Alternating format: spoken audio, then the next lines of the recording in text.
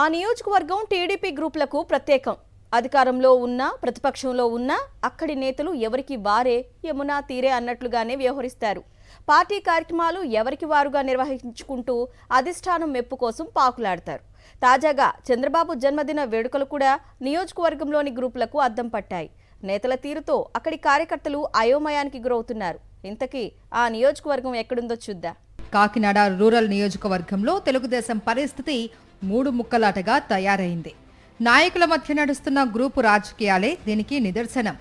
CM Chandrababu జన్మదిన వేడుకల సందర్భంగా కాకినాడ రూరల్ టీడీపీలో గ్రూప్ రాజకీయాలు మరోసారి రచ్చకెక్కాయి. కనీసం తమ పార్టీ అధినేత జన్మదిన వేడుకలు కూడా కలిసికట్టుగా నిర్వహించలేకపోయారు. ఎవరికి వారే యమునా తీరే అన్నట్లుగా చంద్రబాబు జన్మదిన వేడుకలు నిర్వహించి క్యాడర్ను అయోమయానికి గురిచేశారు.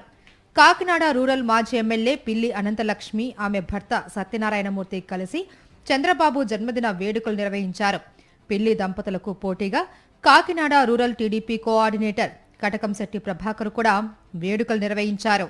పిల్లి దంపతులు నిర్వహించిన కార్యక్రమానికి మంత్రి సుభాష్తో పాటుగా Kakinada rural MLA Nanaji, Kakinada MLA Kondababu, Pithapuram మాజీ ఎమ్మెల్యే ఎస్వీఎస్ఎన్ వర్మ హాజరయ్యారు. కటకంశెట్టి ప్రభాకర్ నిర్వహించిన కార్యక్రమానికి ఎమ్మెల్యేలు నానాజీ, కొండబాబు మాత్రమే హాజరయ్యారు. ఇక టీడీపీ ప్రధాన కార్యదర్శి పెంకే శ్రీనివాస్ బాబా తన అనుచరులతో కలిసి సింపుల్ గా చంద్రబాబు జన్మదిన వేడుకలు నిర్వహించారు.